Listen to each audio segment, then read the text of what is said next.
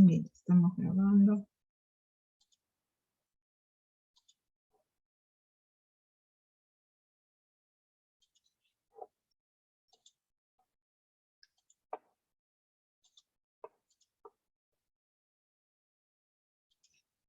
Bien, chicos, entonces, de acuerdo a nuestra programación, ¿no?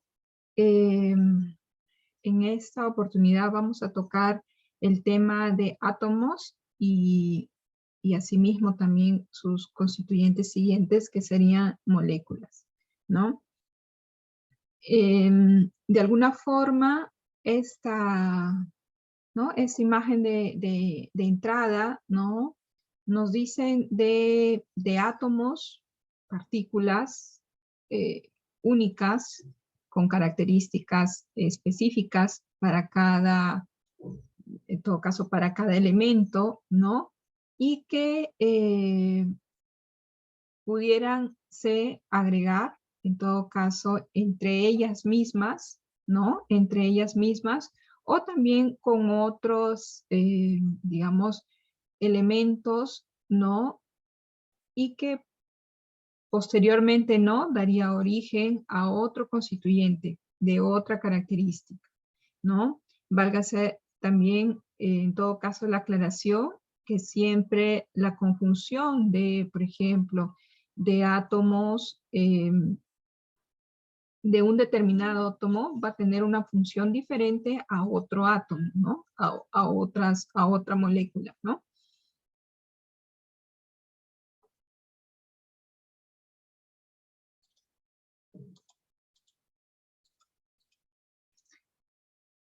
Bien, pensemos, ¿no? Que en el inicio, ¿no? Desde la formación, ¿no? Del universo, había constituyentes, en todo caso constituyentes que podríamos denominarlos como partículas elementales, que formaban en sí una sopa, ¿no? Que le denominan. Habían, ¿no? En los tiempos de los griegos, filósofos con principios o ideas, ¿no? Monistas y pluralistas, ¿no? En todo caso, muy renombrados, eh, aproximadamente, ¿no? 600 años antes de nuestra era, ya pues existían, ¿no? Como Tales de Mileto, el cual indicaba que todo provenía del agua, ¿no? Toda la constitución del universo estaría proviniendo del agua. Y esto se basaba debido a las diferentes funciones o características que podría tener el agua, como por ejemplo la condensación, y que de ahí podría haber venido, ¿no? Diversos constituyentes. Entre tanto, habían también otros filósofos que decían, pues, que estaba, no, la formación del universo estaba constituido por 4 elementos fundamentales, ¿no? Como, por ejemplo, la tierra, ¿no? También el agua, ¿no? Como se conocía en ese momento, el fuego y el aire, ¿no? Y que estos 4 principios elementales eran los que regían en todo caso, pues, la dinámica del universo, ¿no? Esos filósofos monistas y pluralistas, ¿no? Provenientes de Grecia, ¿no?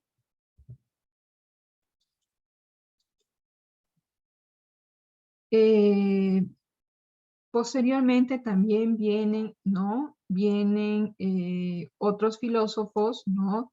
Como Leucipo y Demócrito, Demócrito siendo discípulo de Leucipo, ¿no?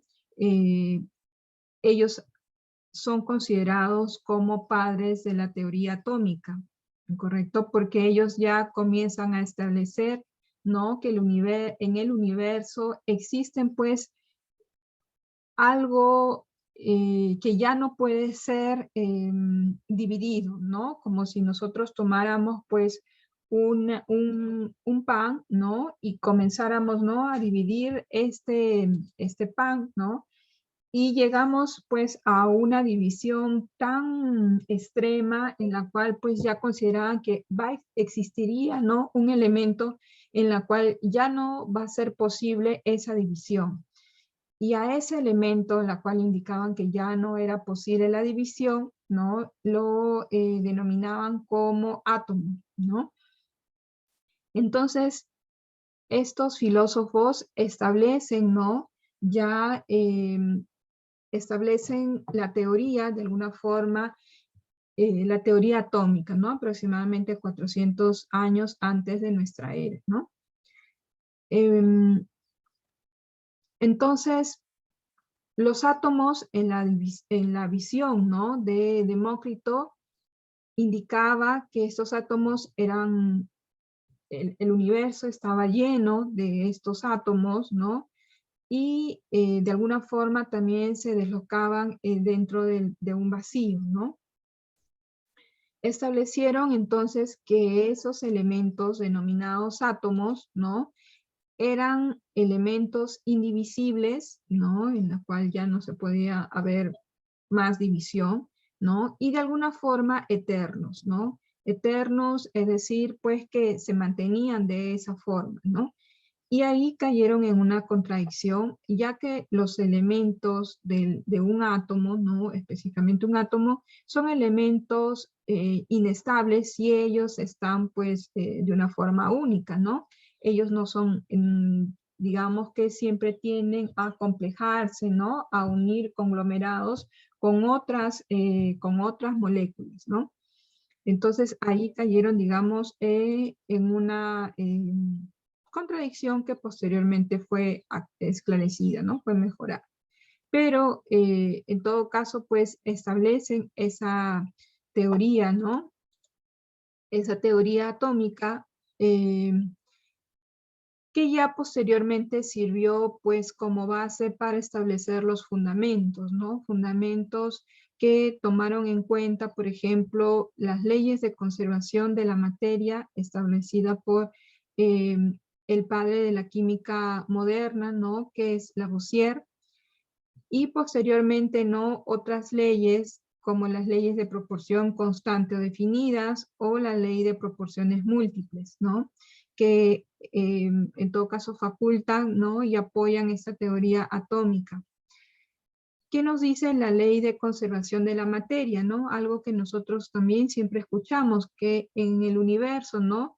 La materia no se crea ni se destruye, solamente digamos que se combinan para formar, ¿no? Nuevas sustancias.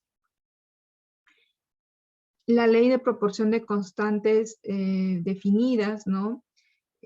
Proporciones constantes o definidas, indican que ya un compuesto químico contiene siempre las mismas proporciones fijas o constantes en masa, ¿no?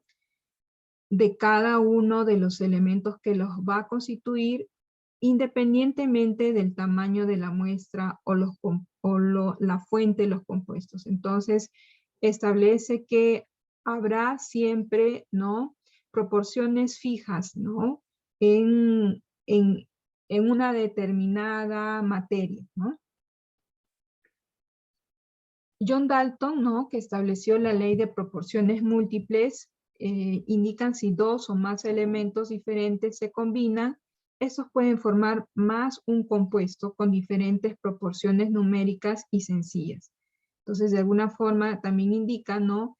Que la suma de, digamos que de un determinado compuesto, ¿no? Carbono, hidrógeno, ¿no? Resultaría, por ejemplo, en otra molécula con una característica diferente, ¿no? Pongamos, por ejemplo, el metano, ¿no? Carbono, hidrógeno, de 4 hidrógenos tiene una característica diferente, ¿no? Entonces, ya establecen, ¿no? Establecen estos tres, en todo caso, pues tres principios, tres fundamentos importantes que sustentan la teoría atómica.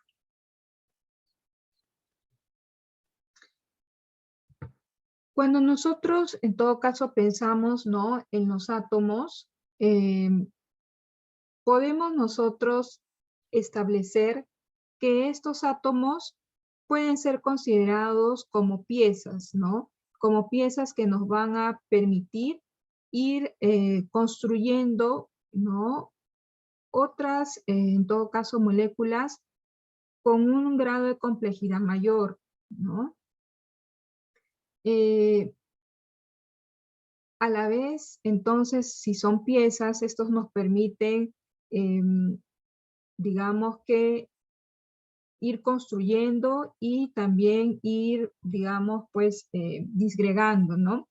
Entonces, si nos ponemos eh, a comparar estos átomos como piezas de Lego, ¿no? Podríamos decir que se pueden ir montando, ¿no? Y se pueden ir agregando en muchas formas diferentes, ¿no? Entonces los átomos pueden ser recolocados de alguna forma, ¿no?, en diferentes sustancias que forman, ¿no?, esas piezas, ¿no? Esas piezas que le podemos considerar en todo caso como legos, ¿no? O parecido, algo parecido como estamos considerando los átomos. Y de esa forma, esas piezas, ¿no?, nos permiten construir, en todo caso, elementos importantes en el universo, ¿no? En la cual, pues, no existiría, en todo caso, vida, ¿no? Por ejemplo, aquí el agua, ¿no? Esas piezas que forman eh, el hidrógeno y el oxígeno, ¿no? El oxígeno y el hidrógeno, por ejemplo, el dióxido de carbono, importante para el funcionamiento, ¿no?, de las plantas y de alguna forma también para nuestra subsistencia, ¿no? La sal, por ejemplo, ¿no? Y diversos otros elementos importantes que se van agregando en esa constitución, ¿no?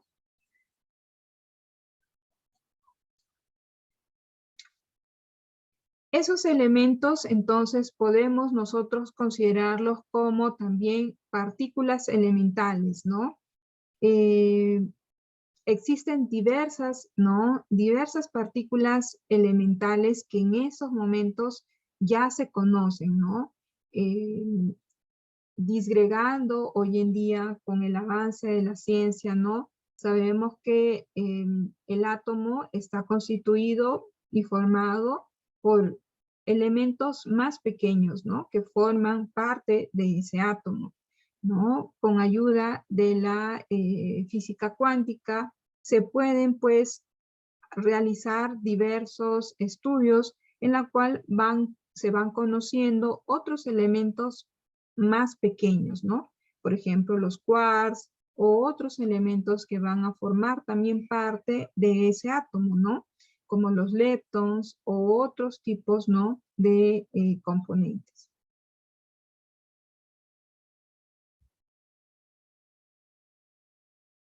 Esas partículas elementales pueden llegar, ¿no?, a formar, en todo caso, pues, aglutinarse, ¿no?, para formar un determinado constituyente, ¿no? Aquí tenemos, por ejemplo, ¿no?, comenzando de lo más mínimo a lo más, en todo caso, pues, visible de alguna forma, ¿no? Recordemos, pues, como habíamos visto, ¿no?, en nuestra clase de método científico, ¿no?, que de alguna forma, pues, eh, em, la constitución y el avance de lo que se conoce como átomo ha venido, ¿no?, a través de la historia y que han sido modelos que en todo caso ha ido, pues, refutando uno tras de otro, ¿no? Hoy en día, ¿no?, conocemos, por ejemplo, a los, en todo caso, pues, a los quarks, ¿no?, como había mencionado, ¿no? Los quarks como parte de, ya sea de prótons o de neutrons, ¿no? Y estos, a su vez, ¿no?, como parte del núcleo y esto como parte del átomo, ¿no?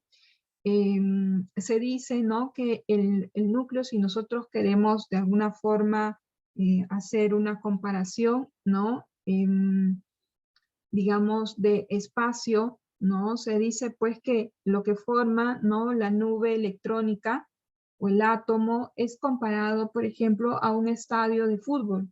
Y lo que podría ser, ¿no?, el núcleo sería como algo parecido al tamaño de una aceituna, ¿no? Entonces, eso es lo que se ha elucidado, ¿no?, con el pasar del tiempo y los modelos que han ido, en todo caso, pues uno refutando al otro, ¿no? Esos, en todo caso, pues esos elementos como el átomo, si tenemos aquí, va a formar parte, ¿no?, de un cristal que ha sido extraído de la capa más externa, ¿no?, de algo que nosotros ya lo podemos, ¿no?, visualizar, como el caso de una fruta, ¿no?, como el caso de una manzana. Bien, entonces vamos teniendo pues estos elementos importantes, partículas elementales como formadores, ¿no?, del universo. Otra, en todo caso, otra aclaración más, ¿no? Tenemos aquí el átomo, tenemos constituyente el núcleo, ¿no? Dentro del núcleo tenemos los protos, los neutros, ¿no? Y los quarks como elementos, en todo caso, menores, ¿no? Algo que va concatenado, en todo caso, para la formación posterior de moléculas, ¿no? Tenemos a los enlaces, ¿no? Enlaces químicos, que en todo caso también van a ustedes o lo han visto de repente, ¿no?, en sus clases de química. Estos enlaces, pues sin esos enlaces no se estaría estableciendo la formación de moléculas. Posteriormente vamos a ver en la siguiente clase monómeros o polímeros, ¿no? Entonces, tenemos, ¿no?, enlaces iónicos, enlaces covalentes, enlaces metálicos, ¿no? El enlace iónico puede ser considerado como una fuerza electrostática que existe entre iones de cargas opuestas, ¿no? Sabemos que el sodio atómicamente, ¿no?, tiene carga positiva y el cloro carga negativa, ¿no? Entonces ellos forman un enlace iónico. El enlace covalente, resultado, ¿no?, de compartir electrones entre dos átomos, por ejemplo, el agua, ¿no?, el dióxido de carbono, el oxígeno, ¿no? Enlaces metálicos, que va de acuerdo, ¿no?, revisando nuestra tabla periódica, de acuerdo con la agregación que puedan tener esos elementos establecidos como elementos, en todo caso, los metales, ¿no? Metales dentro de la tabla periódica. Como es la plata, el oro, el cadmio, el mercurio, el fierro, ¿no?, que pueden establecer esos enlaces metálicos que van a establecer moléculas, ¿no?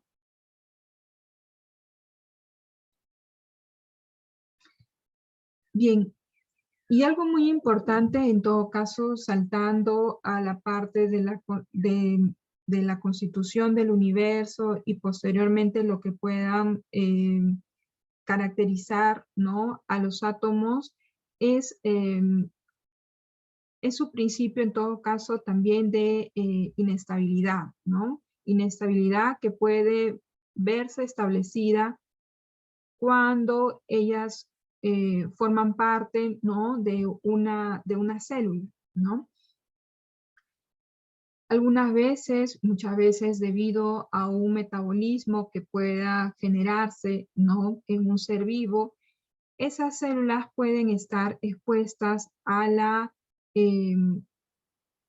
formación de radicales libres, ¿no?, de radicales libres. Estos radicales libres producen en el organismo vivo, pues, un proceso de estrés, ¿no? Un proceso de estrés llamado también estrés oxidativo, ¿no? Se conoce el estrés oxidativo, algo que pueda ser proveniente de un estrés oxidativo proveniente del oxígeno o también proveniente del nitrógeno, ¿no? Y diversos otros metabolismos que puedan surgir dentro de un ser vivo, ¿no? Sucede en las plantas, sucede en los animales, ¿no? Y esto se da porque existen, ¿no?, átomos o fragmentos de moléculas con octeto periférico no saturado, ¿no? ¿A qué se refiere esto? ¿No? Por ejemplo, cuando un electrón no emparejado en su orbital tiene un electrón en exceso, ¿no? Por ejemplo, nosotros sabemos, ¿no?, que el oxígeno tiene que estar, ¿no?, complejado con otro oxígeno para que pueda cumplirse la regla del octeto, ¿no? Pasa que a veces, ¿no?, proveniente de un exceso, de un metabolismo, se generan estos electrones no pareados y eso es lo que va a generar un estrés oxidativo, ¿no? Entonces, en esa, ¿no? Por ejemplo, pasa que cuando nosotros realizamos ejercicios intensos, podemos también generar esa condición oxidativa, ¿no?, en nuestro organismo. Y como no están emparejados, ¿no? No están apareados, ¿no? Esos electrones van a ser altamente inestables y reactivos, ¿no? Reactivos en el sentido, pues, que puede proliferarse, ¿no?, una serie, pues, de este tipo de células que van a producir daño, ¿no? Daño al organismo.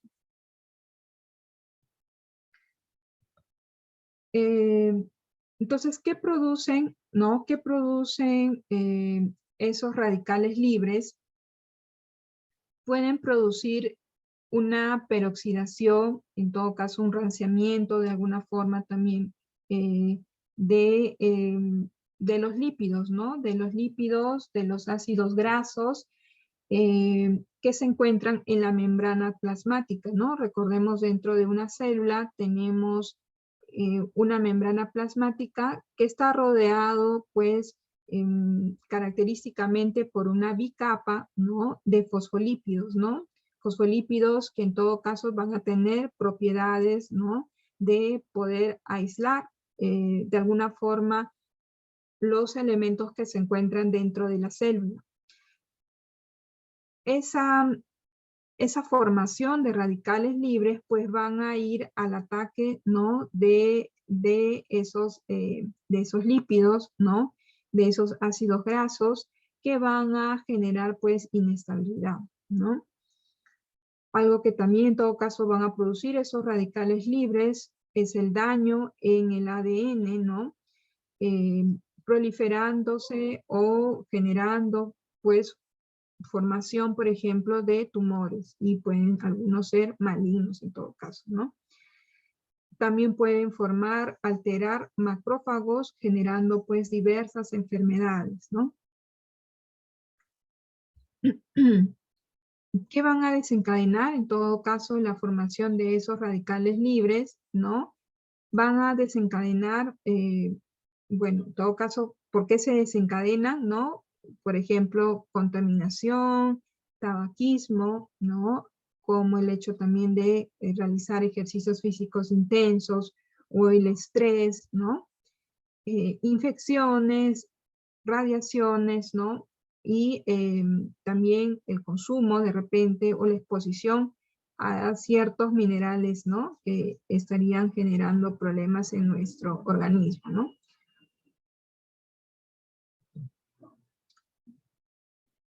Y se ha visto, ¿no?, en todo caso, que existen algunos componentes que pueden también generar, ¿no?, protección de forma natural, por así decir, ¿no?, contra esos radicales libres que se forman. ¿no?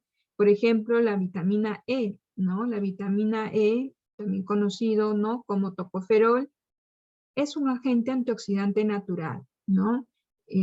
Donde tenemos la vitamina E, principalmente, ¿no?, en las zanahorias y aún algunos otros también eh, verduras, ¿no?, que podemos nosotros encontrar en una menor cantidad, pero principalmente, ¿no?, las zanahorias son ricas en vitamina E. Eh, Vamos a ver después una reacción que estas van a realizar, ¿no? Debido a que esa presencia, ¿no?, de tocoferol hace que trabaje una reversión en esa formación de radicales libres. Tenemos la vitamina C, ¿no? Muchos dicen que el consumo, ¿no?, de vitamina C aumenta la protección, ¿no?, la inmunidad en muchos de nuestros organismos, ¿no? Aumenta pues las defensas, se dice, ¿no? También entonces es un agente antioxidante, inclusive me parece que para las personas que pues tienen el hábito, ¿no?, de fumar, consumen, ¿no?, consumen vitamina C como una forma, ¿no?, en todo caso, pues de no seguir dañándose tanto, ¿no?, el, diversos órganos producto, ¿no?, al tabaquismo que las personas tienen, ¿no?, a ese problema de tabaquismo. Algunos otros minerales que también ayudan, ¿no?, en el control de los radicales libres, por ejemplo, el cobre, el zinc, el magnesio y el selenio, y es porque estos minerales forman, o van a estar, ¿no?, formando parte de reacciones, ¿no?, que van a realizar algunas enzimas. Y sabemos de que muchos minerales actúan como cofactores, ¿no? Cofactores para que se pueda realizar, ¿no?, esa, esa reacción, ¿no? Que sin el apoyo, ¿no?, sin el adicional de esos minerales, muchas enzimas no trabajan, ¿no? En ese caso, por ejemplo, ¿no?, la glutationa peroxidasa.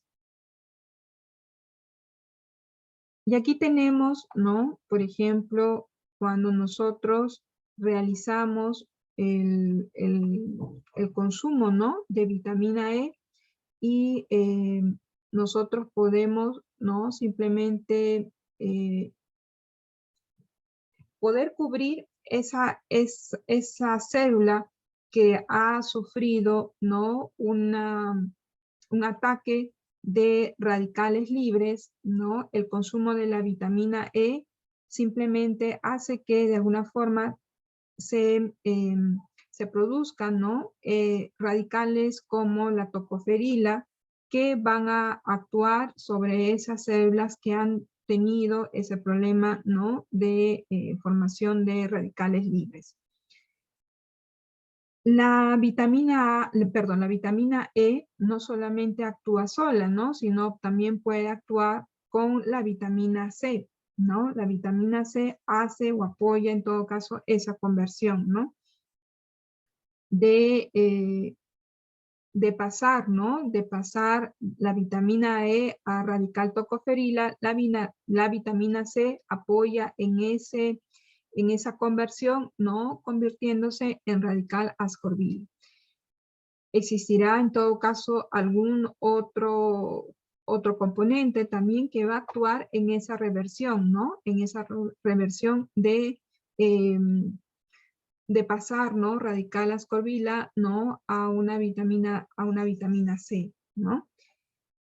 Estos radicales, por ejemplo, radical tocoferila, es un compuesto entonces que va a actuar sobre esas células que están pues sujetas, ¿no?, a un estrés oxidativo, y ese radical tocoferila no es nocivo, ¿no?, no es perjudicial eh, para el organismo, ¿no?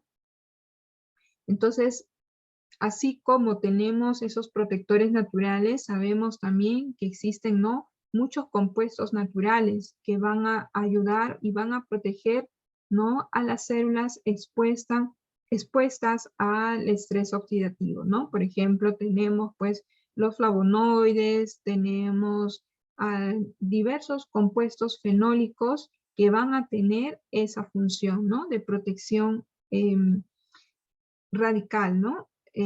Sobre esas células. No sé si tienen alguna pregunta, alguna consulta.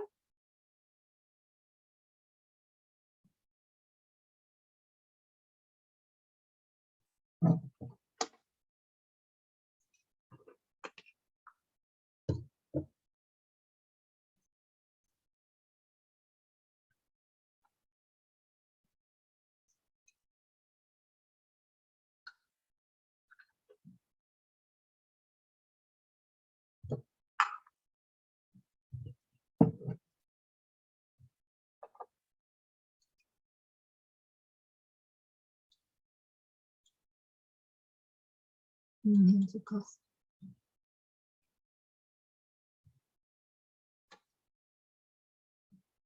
Bien, entonces vamos a dejar esa parte, ¿no? De átomos y moléculas.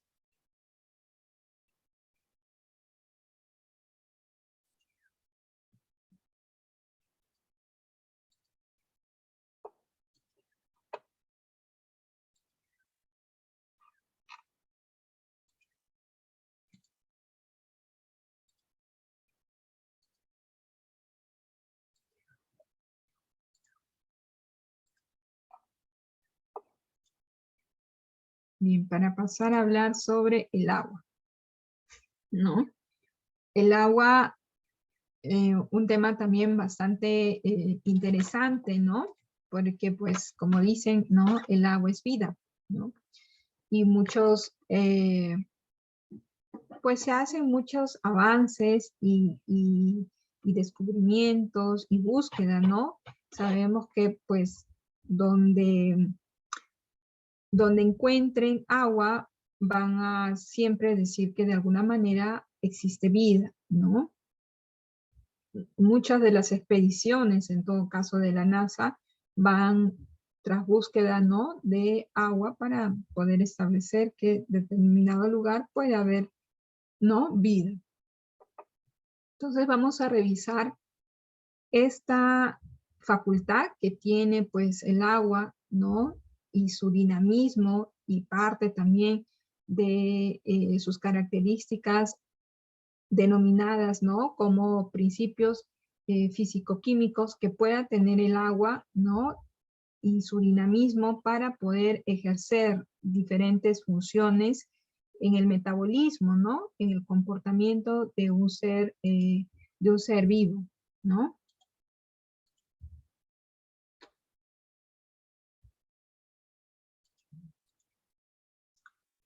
Bien, entonces establecemos de que existe una vital importancia, ¿no? Para el funcionamiento de los organismos vivos, ¿no? Que proviene del agua, ¿no?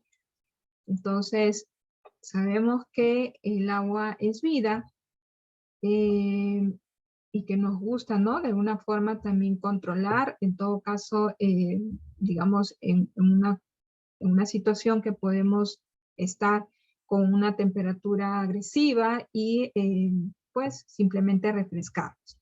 Pero también tenemos que ser conscientes, ¿no? De que pues existe, ¿no? La otra parte que tenemos que tomar cuidado, ¿no? Cuando también pensamos ante un desastre natural, los que se viven, los que vivimos cerca, ¿no? A las costas, ¿no? Tener pues claro de que puede generarse, ¿no? Tsunamis y esto pues generar posteriormente una destrucción, ¿no? Proveniente también de, en todo caso, pues los desequilibrios de la naturaleza, ¿no? Existe, ¿no? Algo muy importante que tenemos que, en todo caso, tomar en cuenta, ¿no? Que siempre un organismo vivo, en todo caso, ¿no? Va a tener, pues, un equilibrio un equilibrio hídrico dentro de su organismo, ¿no? Por ejemplo, aquí en esta figura vemos de que para una medusa, ¿no? Puede estar en aproximadamente 95% de constituyente de agua, ¿no? Constituido por agua. Por ejemplo, aquí en la lombriz de tierra, ¿no? Prácticamente es 83%, ¿no? En un pino, en una especie, ¿no? Vegetal, y muy probablemente pues ya es una especie madura, aproximadamente es 47%, ¿no? Pero en una especie vegetal, en todo caso, pues ya madura, como les decía, ¿no?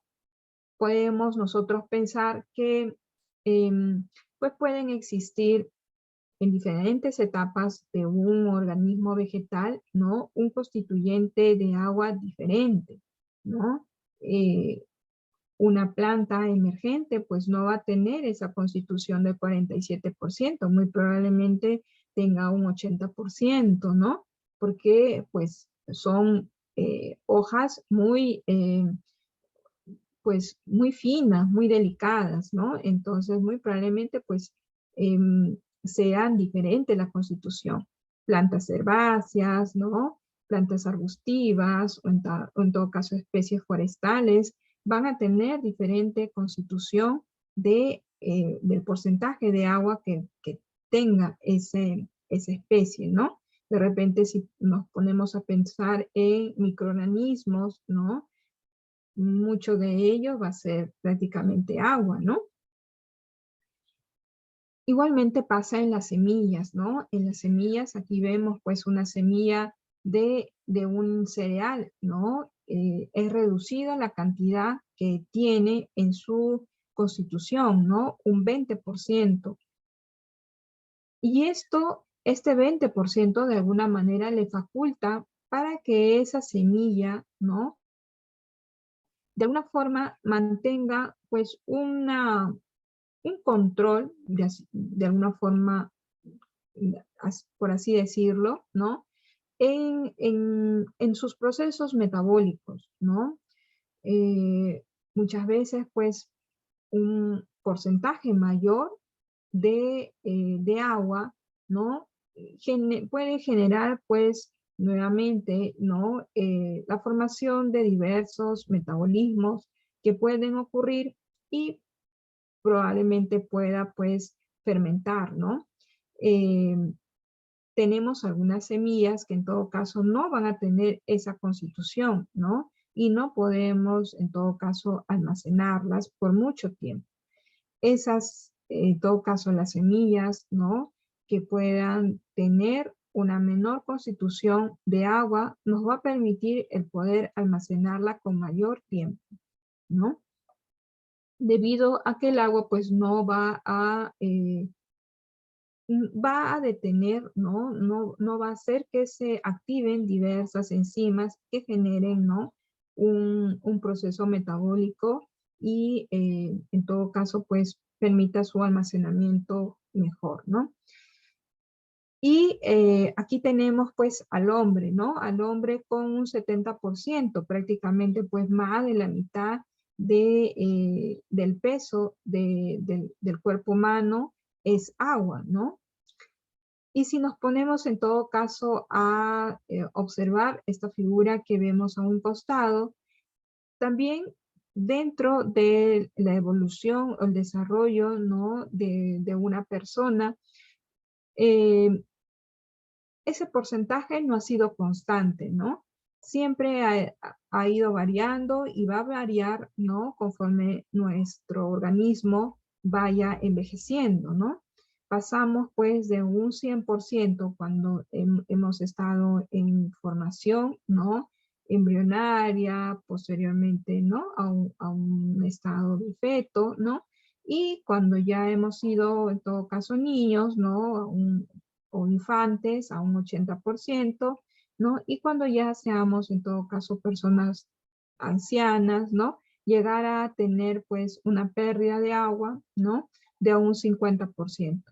Eso es lo que ocurre, ¿no? Eso es, en todo caso, pues, lo que siempre se observa, ¿no?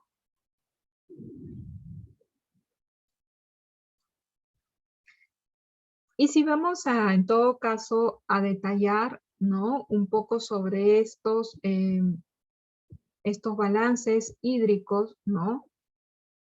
Dentro de nuestro organismo existe pues una distribución eh, de alguna forma, ¿no? En todo caso, pues constante dependiendo del organismo que nosotros nos reparemos, ¿no? Según este dato, ¿no? Existe un mayor porcentaje de agua, ¿no? En los hombres que en las mujeres, ¿no? Y, por ejemplo, pues una mayor cantidad de agua en algunos organismos, ¿no? Como en algunos órganos, perdón, como el ojo, ¿no? El cerebro, los riñones, los pulmones, ¿no? Y algunos otros que ya van disminuyendo como los músculos, ¿no? Seguramente pues que también los huesos, ¿no? Van a ser pues órganos que también van a tener muy poca agua, ¿no? De alguna forma también sabemos que esta agua se puede perder, ¿no? A través de la respiración, a través de la sudoración, a través de la orina y a través de las heces, ¿no? Que es la forma que en todo caso se puede eliminar dentro de un organismo, ¿no?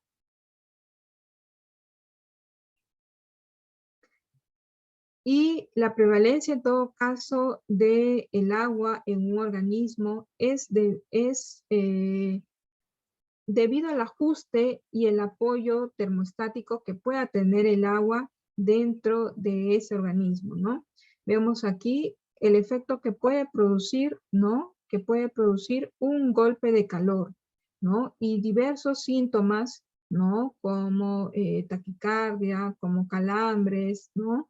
Como mareos, eh, debido pues a ese problema, ¿no? De golpe de calor, inclusive pues desmayos, ¿no? Y existen incidencias y existen estadísticas que después de una onda alta de calor, ¿no? Las personas más vulnerables, en este caso, ¿no? Los ancianos que tienen muy reducido el porcentaje de calor, llegan a sufrir taquicardias, ¿no? Taquicardias que a veces no se toma en cuenta de repente la temperatura del día anterior, ¿no? Eh, Muchas veces, pues, se, se conecta de repente tal vez pues a eventos ya del propio, enfermedades del propio organismo o problemas de repente domésticos, ¿no? Pero se ha visto, ¿no?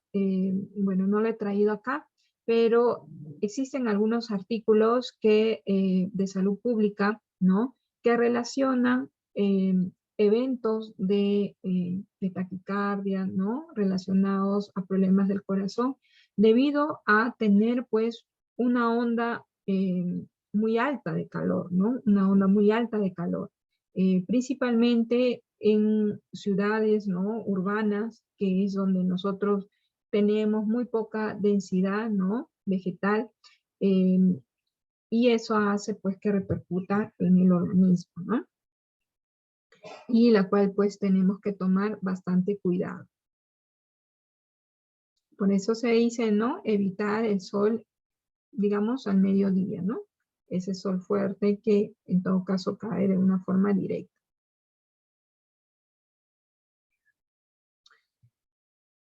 Eh, Los seres vivos, una de las características también de los seres vivos es su capacidad de mantener la estabilidad, ¿no? Al interior de su cuerpo, ¿no? Mantener la estabilidad térmica. Mediante intercambio de materia y energía, ¿no? Con un medio externo. Y a esta condición, esta capacidad se denomina como homeostasis, ¿no? Por ejemplo, la sudoración, ¿no? La invernación, eh, o también la vasodilatación, ¿no? Que permite, pues, mantener, ¿no? Mantener estable una temperatura para el correcto funcionamiento de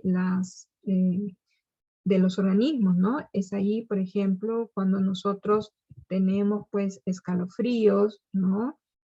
Debido pues tenemos una temperatura muy baja, pero comenzamos a, digamos, a temblar para poder aumentar la temperatura, ¿no? O cuando corremos, como el caso de aquí, ¿no? Y generamos pues sudoración para refrescar nuestro organismo, ¿no? Eh, Aquí también tenemos pues otro ejemplo, ¿no? De un ser vivo que no puede mantener de alguna forma la temperatura y necesita estar expuesto, ¿no? Al medio externo para poder tomar, ¿no? La temperatura del ambiente, ¿no? Entonces, la característica, uno de los principios también importantes de todo ser vivo, ¿no? Es la homeostasis, ¿no? Que está relacionado con este tema del agua, ¿no?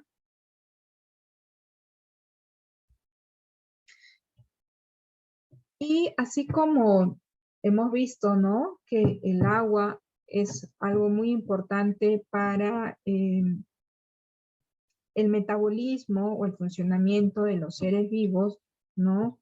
Pensemos también el agua como algo muy importante para la producción de los alimentos, ¿no? Por ejemplo, aquí tenemos pues una serie de alimentos, de legumbres, ¿no? Podemos colocar, pensar también en hortalizas, pues que van a ayudar, ¿no? A nuestro sustento, a nuestro desarrollo, ¿no? Entonces, en la producción de plantas alimenticias, ¿no? Importante, en la producción de medicinas o de plantas ornamentales, ¿no? Que en todo caso es importante tener relevante el funcionamiento del agua en todas estas producciones, ¿no?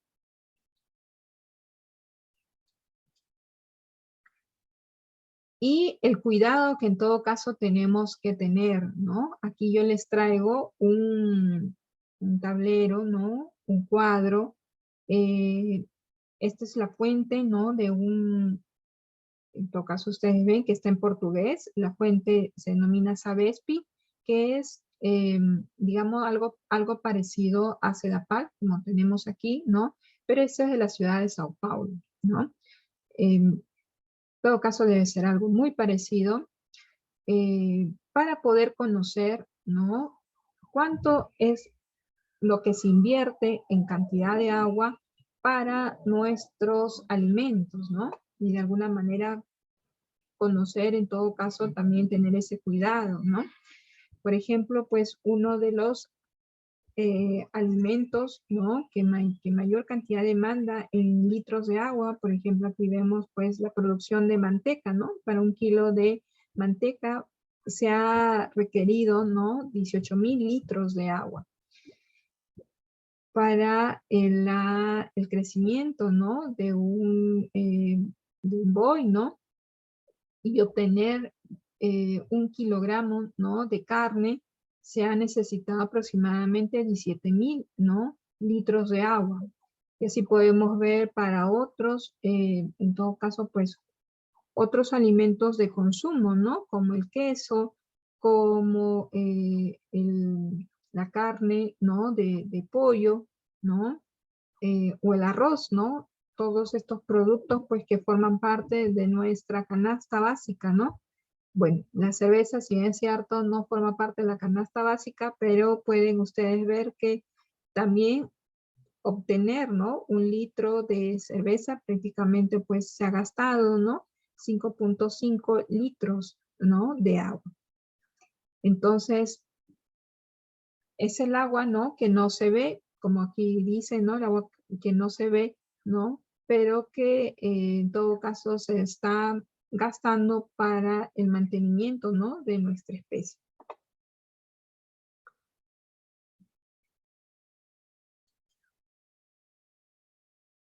Y si nosotros queremos, en todo caso, conocer un poco más, ¿no?, de esta importancia y de la cantidad de agua que tenemos en el mundo, ¿no?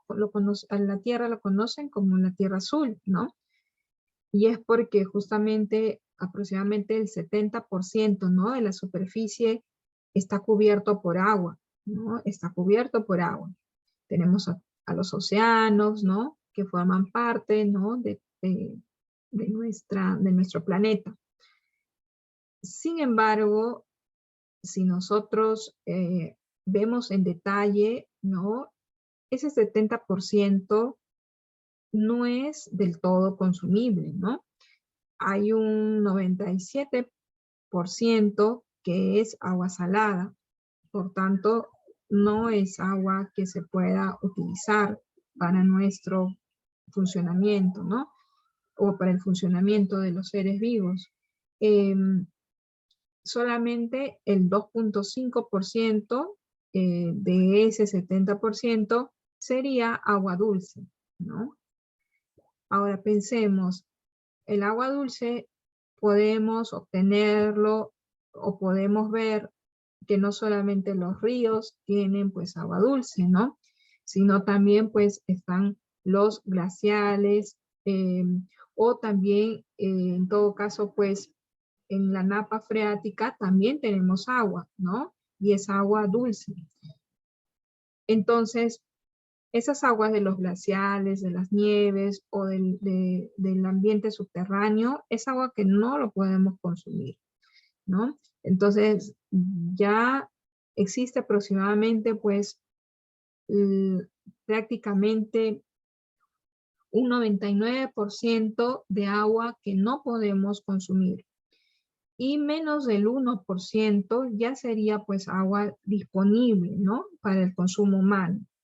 Y también para, pues, el funcionamiento de los ecosistemas. Entonces, en ese 1% está nuestro consumo, ¿no? Un consumo para un sector agropecuario, un consumo para un sector municipal, ¿no?, como nuestro ambiente, o también un consumo correspondiente para el sector industrial, ¿no? Entonces, nuevamente, ¿no?, la importancia del cuidado, ¿no?, del agua, en todo caso, para nuestro funcionamiento, ¿no? Y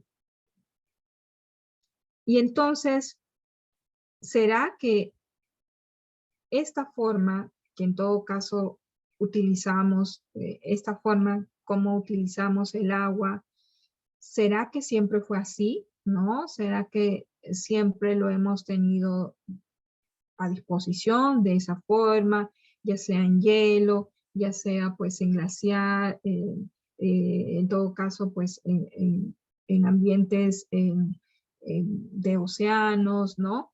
¿Será que siempre fue así o hubo eh, diversos eventos que fueron cambiando en todo caso o que fueron suscitando esa utilización, ¿no? Entonces, vamos un poco a retroceder en millones de años, ¿no? Y vamos a ver que existen, ¿no?,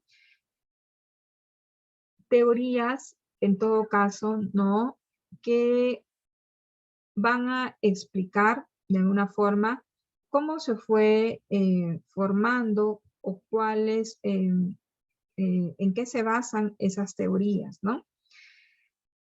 Y cómo se inició, en todo caso, el agua, ¿no?, en nuestro planeta, ¿no? Se dice, ¿no?, que la vida se inició en los océanos, ¿no?, debido a una formación de agua.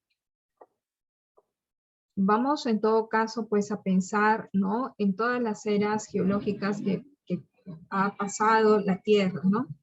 Y aproximadamente 4.500 millones de años atrás, ¿no?, se dice que nuestro ambiente, ¿no?, eran áreas de superficie rocosa rodeadas por océanos, ¿no? Océanos que no eran de la misma característica que en estos momentos lo conocemos, ¿no? Eran océanos con aguas más cálidas, más ácidas y ricos en hierro, ¿no? Obviamente que si tenemos un océano con esas características, ¿no? La atmósfera también va a ser diferente, ¿no? Entonces, no tenía, ¿no? La proporción que en estos momentos conocemos, ¿no? Aproximadamente estamos con 21% de oxígeno, ¿no? Eh, un 70 y tantos, ¿no? Por ciento también de nitrógeno, de CO2 aproximadamente, pues esto es pequeño, pero llega pues aproximadamente a 400 partes por millón, ¿no? Que en estos momentos tenemos. Pero esa tabla o esas proporciones no eran las proporciones que anteriormente existían, ¿no? Si bien es cierto, había nitrógeno y carbono y en todo caso se conocía muy poco o había muy poco oxígeno, ¿no? Y lo que ocurría, en todo caso, en el fondo del mar, ¿no? Se dice, ¿no? Que habrían, pues, reacciones químicas, ¿no? Reacciones químicas que estarían realizándose con hidrógeno, ¿no? Y también con CO2, ¿no? Con CO2, con dióxido de carbono. Pensemos, ¿no? Que estos constituyentes como el carbono, ¿no? Existen teorías que indican que de repente habrían sido, ¿no? Traídas de un ambiente externo, ¿no? Debido pues al impacto de meteoritos, ¿no? Que traían, que digamos que poluían, ¿no? Contaminaban, ¿no? Con esos elementos particulares, ¿no? Que posteriormente se han descubierto y han sido pues los elementos que hoy en día conocemos dentro de la tabla periódica, ¿no? Que han venido del espacio, ¿no? Entonces, esas reacciones químicas en un primer momento formaban monómeros, ¿no? Monómeros con características de ser organismos muy simples, y posteriormente ya esos monómeros iban teniendo propiedades para poder formar polímeros, ¿no? Como organismos más complejos. En consecuencia, ¿no? Si van a formar organismos más complejos, van a realizar pues un encapsulado, ¿no?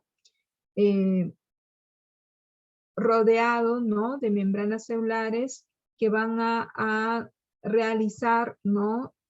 Un crecimiento en complejidad, ¿no? Y asimismo también formaciones, ¿no? De monómeros que les permita, ¿no? Poder trasladar o heredar, ¿no? Pues características importantes para poder reproducirse posteriormente, ¿no? Como el poder heredar, ¿no? Heredar sus características como ADN, ¿no? Principalmente para poder proliferar esa especie, ¿no? Entonces, forman monómeros, forman polímeros y tienen que obviamente trabajar en el hecho de cuidar, ¿no? Cuidar esos compuestos para que puedan posteriormente ser heredados, ¿no? Entonces, se han tejido, ¿no? Diversas no, dos teorías, ¿no? Dos teorías del origen del agua en la Tierra, ¿no? Existe una teoría volcánica y otra teoría, en todo caso, de una forma denominada como extraterrestre, ¿no? O de afuera, externo, ¿no? La teoría volcánica dice que plantea que el agua se formó en el centro de la Tierra, ¿no? Por reacciones a altas temperaturas entre átomos de hidrógeno y oxígeno, ¿no? Las moléculas formadas por esta reacción fueron expelidas a la superficie terrestre en forma de vapor.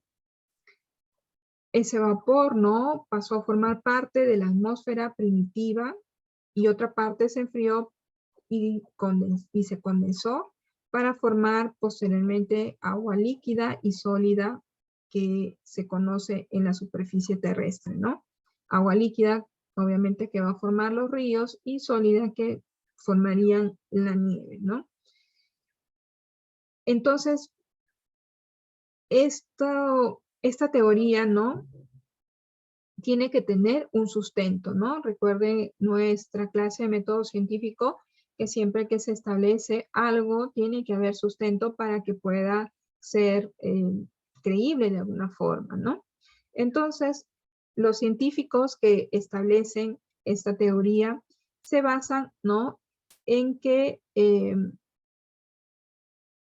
han encontrado, ¿no?, en lo que corresponde a una determinada área de las placas, ¿no?, tectónicas que nos rodean, en todo caso, pues que rodean a la Tierra, ¿no?, una parte de una manta de agua, ¿no? Vemos aquí, por ejemplo, pues nuestro continente, ¿no? Sabemos que nosotros estamos pues muy cerca a la placa de Nazca, pero existen otras placas, ¿no? Como la placa del Pacífico y la placa de Filipinas, ¿no? Y en esta parte de aquí, pues, se ha encontrado, ¿no?, una manta de agua, ¿no? Muy, muy, muy profunda. Eso sería, pues, uno de los eventos que sustenta, ¿no?, que el agua siempre estuvo presente dentro de la Tierra, ¿no? Siempre, siempre ha estado presente, debido a que, pues, ha quedado de alguna forma encapsulado dentro de estas placas, ¿no?, tectónicas. Y no, en todo caso, no sería algo que haya venido de afuera, ¿no? Y que más bien sustenta esa teoría volcánica, ¿no? Entonces, se concentra que en la Tierra, ¿no?, fueron formándose diversos elementos, ¿no?, monómeros, polímeros, a partir de los procesos que en todo caso surgieron aquí, ¿no?, dentro de la Tierra. Tenemos entonces, por un lado, ¿no?, esa teoría que sustenta que el agua siempre estuvo presente aquí en la Tierra, ¿no? Y otro evento que explica que el agua era proveniente, ¿no?, de diversos impactos que sufrió, ¿no?, que sufría la Tierra. Y estos, en todo caso, provenían de meteoritos, ¿no? El agua llega a la Tierra, ¿no?, en forma de hielo, en el interior de numerosos meteoritos que al impactar sobre la superficie terrestre van a liberar compuestos, ¿no? Y de esa manera van a ir trayendo elementos, ¿no?, particulares que van a ir completando vida en los océanos. ¿Y cómo es que en todo caso llegan a esto, ¿no?, que han venido, ¿no?, formando de afuera esos elementos? Porque las investigaciones en todo caso se han realizado en un cometa, ¿no?, llamado S4 lineal, en la cual pues estudian, ¿no?, estudian los elementos que ha traído este cometa, ¿no? Entonces encuentran explicaciones que en todo caso pues sustentan que debido al impacto que pasaba la Tierra, pues fueron completando vida, ¿no? ¿Alguna consulta, alguna duda? Hasta aquí, chicos.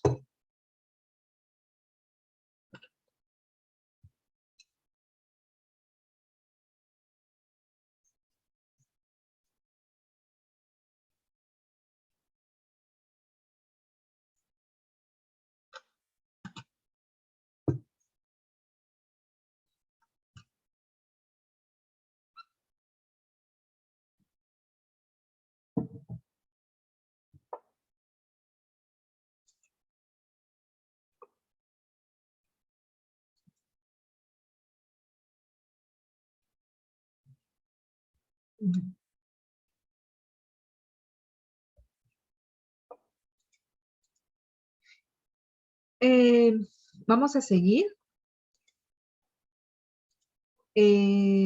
Tenemos, en todo caso, a través de la historia, ¿no? A través de la historia, científicos que han revelado la molécula del agua, ¿no? Como Lavoisier también, que ya hemos mencionado, ¿no? O Cavendish, que también otro científico que revelan, ¿no? Las características del agua. Y que describen, ¿no? Que el agua, pues, estaba formada por hidrógeno y oxígeno, ¿no? Entonces, eh, algo que ya, en todo caso, pues, sabemos que Lavoisier, ¿no? Es el padre de la química moderna, ¿no? Que tenía justamente, describió esta molécula, ¿no?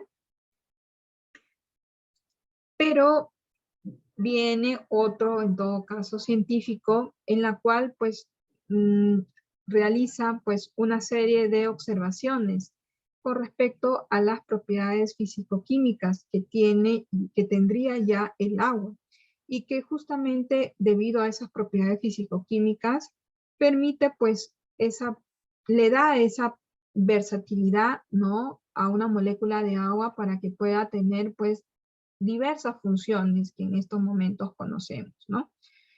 Funciones que vamos también ahora a ver en detalle, ¿no? Y que de alguna forma están ahí, pero vamos ahora a entender por qué es que se da esos eventos, que lo vemos de una forma natural, ¿no? Y que se basan justamente en esas propiedades físico-químicas que pueda tener el agua, ¿no? Entonces, Henderson estableció esas propiedades físico-químicas y lo estableció mediante un documento, ¿no? Un libro. Este libro, ¿no? Que establece sus características, en todo caso renombradas, del agua, ¿no? Que debido a su notable capacidad calorífica, ¿no? La conductividad térmica, el hecho que se puede expandir, ¿no? Al enfriarse, su densidad reducida como hielo, su calor de fusión, el calor de vaporización, su tensión de vapor y punto de congelación, propiedades únicas del agua como disolvente, ¿no? Su constante dieléctrica, el poder ionizante y su tensión superficial hacen aspectos, ¿no? Aptos para la conservación de los seres vivos, ¿no? Entonces, el agua, de ese modo, va a asegurar las condiciones para la constancia de temperatura, riqueza de los organismos en constituyentes químicos, la variedad de procesos químicos, a los fenómenos eléctricos y las funciones de coloides, ¿no? Entonces, hay propiedades que ya han sido, en todo caso, elucidadas, ¿no? Aquí no tengo voy a agregar, en todo caso, voy a verificar el año de la publicación, ¿no? Seguramente, pues, dentro de estas, de los años de vida de este científico, salió publicado este libro, donde ya, pues, establecía, ¿no? A principios probablemente, ¿no? Del siglo XX, ¿no? Ya se establecía en ese documento las propiedades físico-químicas y que justamente por esas propiedades sustenta, ¿no? Mucho de la diversidad y el funcionamiento de los seres vivos, ¿no? Debido a esta propiedad. Vamos a revisar entonces esas propiedades físico-químicas que tendría el agua, ¿no? Entonces, sabemos que el agua es dos moléculas de hidrógeno y una molécula de oxígeno, ¿no? Que espacialmente tiene, pues, una disposición tetraédrica, ¿no? A la vez, también, la molécula del agua, ¿no? Es una molécula dipolo, ¿no? Dipolo eléctrico. Entonces, para el lado donde se distribuye el oxígeno, va a poseer una carga negativa, y hacia el lado donde se predisponen los hidrógenos, va a tener, mejor dicho, ¿no? Una carga positiva. Por tanto, es una molécula, ¿no? Dipolo, ¿sí? Con cargas, ¿no? Cargas opuestas, ¿no? Estas moléculas, ¿no? Estos átomos, ¿no? Van a estar, pues, unidas por enlaces, ¿no? Pueden haber, pues, enlaces covalentes y puentes de hidrógeno para su conformación. Teorías indican de que se forman en en esos enlaces un ángulo que está entre 104.5 grados o 105 para algunos libros, ¿no? Que en todo caso, pues, sería la medida de arranjo que van a tener, de disposición que tienen estos átomos, ¿no? Los puentes de hidrógeno van a ser de alguna forma, pues, enlaces bastante débiles y termolábiles, ¿no? Entonces, esa característica de tener puentes de hidrógeno, ¿no? Hace que el agua pueda tener, ¿no? Características líquidas o pasar, perdón, por un estado líquido o pasar por un estado gaseoso, ¿no? Entonces, cuando hay temperatura media o temperatura baja, se rompen, ¿no? Mayor cantidad de puentes de hidrógeno, o hay mayor cantidad de puentes de hidrógeno, perdón, y forma un estado líquido.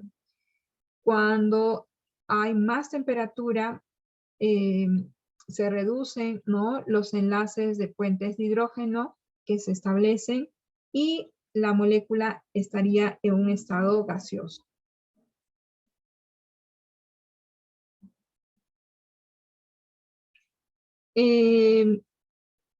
Entonces, algo que también es muy importante a salientar, ¿no?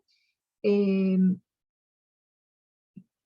el agua lo conocemos también como un solvente universal, ¿no? Es una información que en todo caso podemos ya extraerlo, ¿no? De los cursos de química general, o en todo caso también de colegio, que el agua es considerado como un solvente universal, ¿no? Como disolvente, las moléculas de agua van a generar, ¿no? Capas de solvatación, ¿no? Capas de solvatación eh, con diferentes agregados, con diferentes moléculas. Esas capas de solvatación, ¿no? Hacen de que envuelvan a una molécula, ¿no? O a un compuesto. Por ejemplo, puede ser la sal, puede ser un azúcar, la glucosa, la sacarosa, ¿no? O proteínas o aminoácidos, ¿no? Por ejemplo, cuando nosotros agregamos sal o azúcar, ¿no? Nosotros, pues, simplemente realizamos la agitación y vemos de que ha generado eh, una disipación de esas moléculas que hemos agregado, ¿no? Lo que, lo que ocurre, ¿no? Internamente, en todo caso, con esas moléculas es de que eh, como solvente universal, lo que va a hacer el agua es justamente agregar, generar esas capas, ¿no? Por ejemplo, si nosotros agregamos sal, ¿no? Vemos de que esa molécula de cloruro de sodio se ha disipado, y sabemos que iónicamente el cloruro va a formar o tiene, ¿no? Un electrón, en todo caso, pues una carga negativa, ¿no? Y el sodio una carga positiva. habíamos mencionado que la característica del agua es de que es un dipolo, ¿no? Entonces tiene carga positiva y tiene carga negativa. La carga positiva del agua, ¿no? Va a fusionarse, va a unirse, va a complejarse, ¿no? Con la carga negativa que tiene el cloro y viceversa, ¿no? La carga, en todo caso, pues negativa del oxígeno va a complejarse con la carga positiva que tendría el sodio.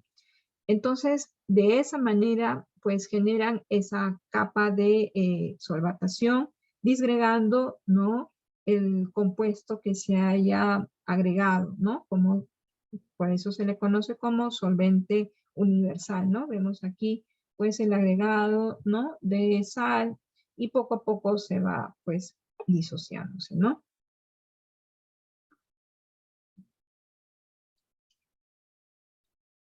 El agua también es considerado como un aislante eléctrico, ¿no? Porque tiene una alta constante dieléctrica, algo muy importante, en todo caso, que le permite, pues, eh, de alguna forma arrastrar, ¿no? Por así decirlo, ¿no? Atraer a compuestos con similares características, ¿no? Permite, pues, aumentar la polaridad de esta sustancia, ¿no? A comparación de otros, ¿no? De otros solventes, ¿no? En el extremo, por ejemplo, pues, hexano o benceno, ¿no? Vemos que el agua, pues, tiene una alta constante dieléctrica, aumentando su polaridad, ¿no? Entonces, esta es una de las características muy interesantes. Por ejemplo, cuando nosotros queremos trabajar buscando, pues, compuestos con características, con polaridades, ¿no? Diferentes. Si nosotros utilizamos de repente una planta, ¿no? Y queremos extraer algún compuesto, vamos a la bibliografía, si queremos saber pues algún ácido graso o de repente en todo caso un carbohidrato, ¿no? Un carbohidrato, pensemos pues en glucosa, ¿no? Del agua, de la planta, perdón, glucosa de la planta, ¿no?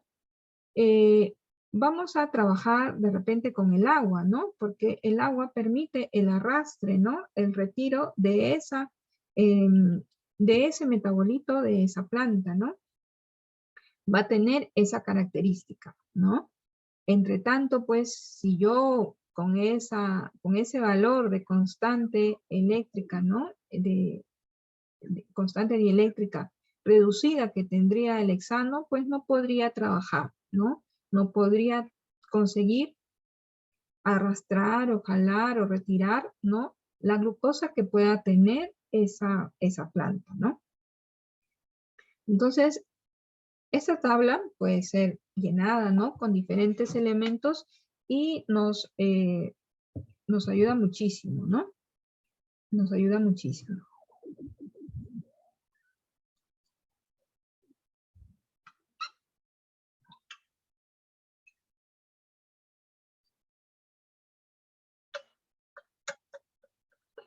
Bien, tenemos también otra característica, ¿no? Importante, como es, sabemos también los estados, ¿no? Los estados, pues, del agua, ¿no? Como el estado líquido, aparte del estado líquido, el estado sólido, el estado gaseoso, ¿no? Y las diferentes etapas que pueda pasar, ¿no? En el caso, pues, de la etapa sólida a una etapa de vapor, ¿no? Como el caso de la sublimación, ¿no?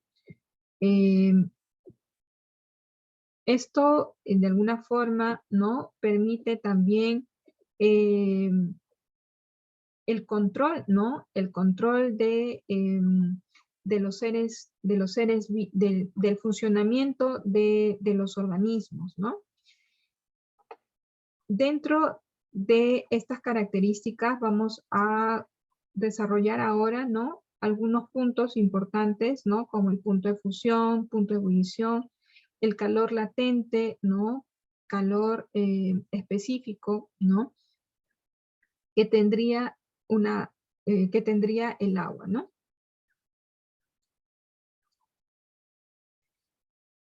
El calor latente de fusión, en todo caso definiéndola, sería como la energía requerida por una cantidad de sustancia para cambiar de un estado a otro, ¿no?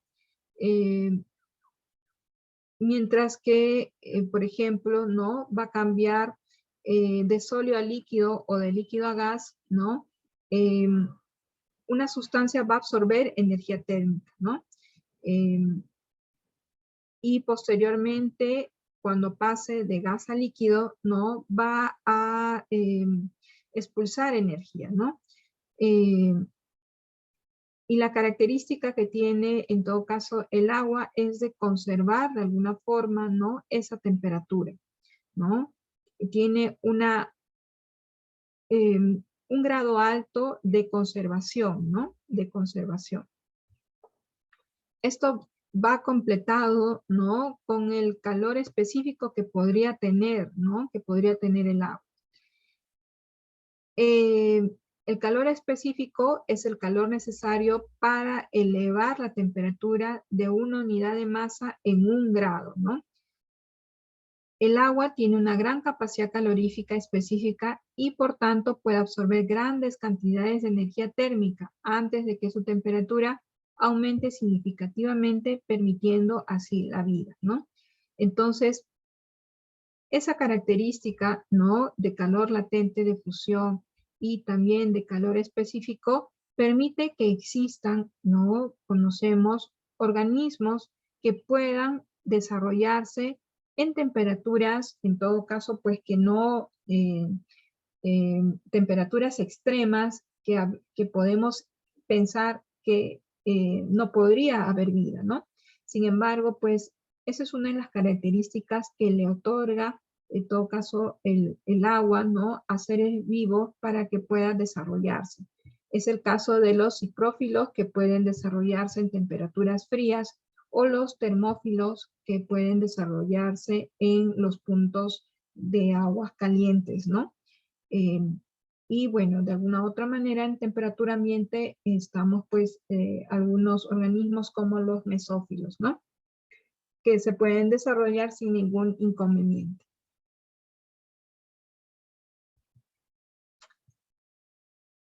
Ahora vamos a hablar sobre la tensión superficial, ¿no? La tensión superficial, uno de las propiedades bastante relevante, ¿no?, para el funcionamiento de la vida, ¿no?, de la vida. La tensión superficial que va a tener el agua, ¿no?, es bastante alta. ¿Cuántas veces hemos visto de repente este ejemplo de aquí, ¿no? Un mosquito que se posa sobre un ambiente, pues una batea, puede ser pues un lago, ¿no? Sin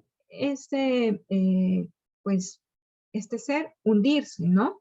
O cuántas veces a veces por susto, ¿no?, una lagartija a veces puede ir corriendo por la parte superficial, ¿no?, del agua sin ella hundirse. Entonces, en esta fotografía, ¿no?, en este evento, se genera una propiedad interesante del agua, que es la propiedad de una tensión, ¿no? Esto le da una especie, ¿no?, de una propiedad elástica, ¿no?, debido a a una propiedad de cohesión que va a pasar, pues, que van a ejecutar las moléculas de agua. Y que permite, en todo caso, a veces, pues, una división, ¿no? Una división de compartimentos, ¿no? Por ejemplo, pensemos en quien ha visto de repente, pues, los potes donde guardamos aceitunas o de repente, ¿no? En los ambientes donde expenden aceituna, ¿no? Capas de una capa blanquecina, ¿no? Y posteriormente, pues, sin ningún problema, sin que esta capa, pues, eh, blanquecina, se sumerjan, ¿no? Pues vemos por debajo de esa capa blanquecina, pues nuestras aceitunas y no se encuentran, en todo caso, pues, contaminadas con esta capa, ¿no? Debido justamente a esa propiedad de cohesión que puedan tener las moléculas, ¿no?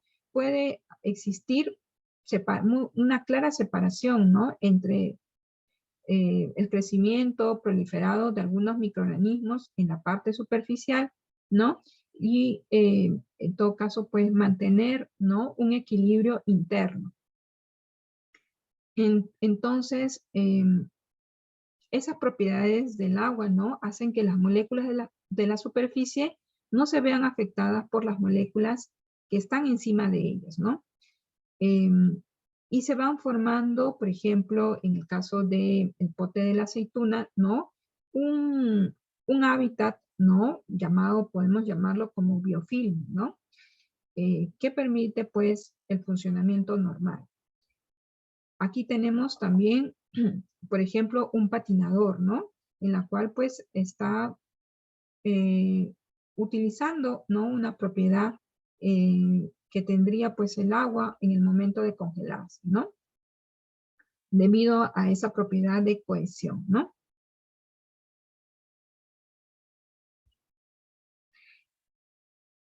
Vamos a definir entonces qué sería cohesión, ¿no? Cohesión sería cuando las moléculas de agua muestran una fuerte atracción entre sí debido a los enlaces de puentes de hidrógeno, ¿no?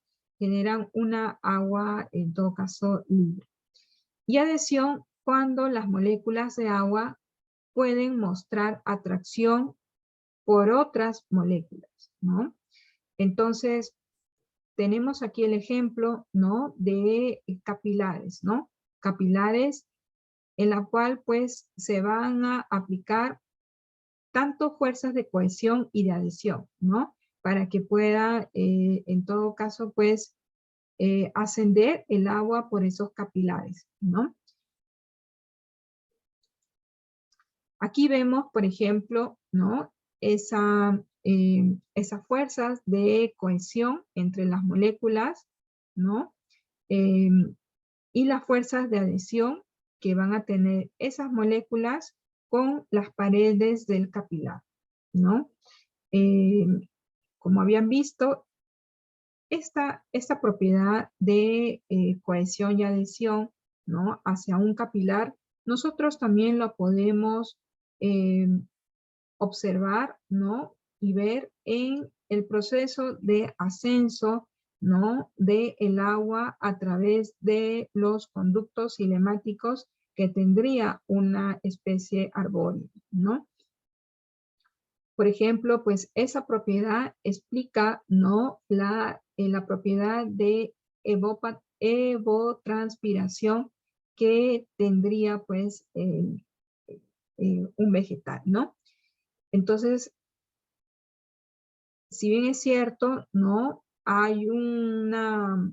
Em, hay otras etapas, pero unas de ellas es justamente la propiedad de cohesión y adhesión, ¿no?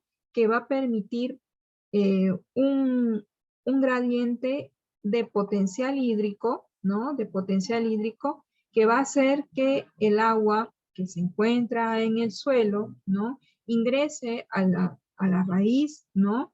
De la especie vegetal y pueda ascender por los finos conductos que pueda tener esa especie vegetal, ¿no? Ese,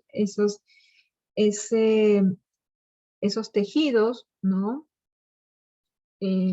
Esas traqueidas que van a conducir, ¿no?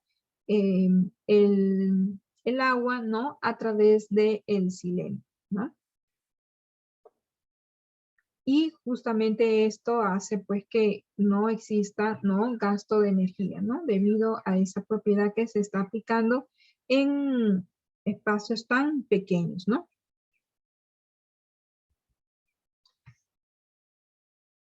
Y vamos a ver también, en todo caso, pues, la propiedad que, eh, que ejerce, ¿no?, el agua cuando se congela, ¿no?, que aumenta su densidad, ¿no?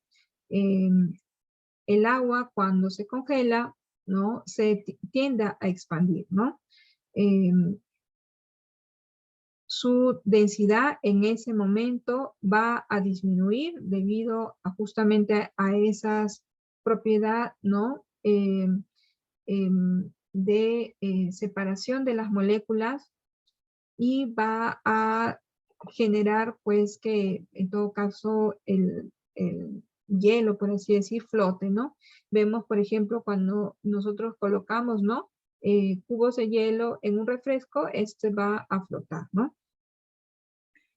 Propiedades o características, factores como la salinidad, la temperatura, la presión, va a generar también esta condición, ¿no? Que en todo caso, pues, pueda también flotar, ¿no?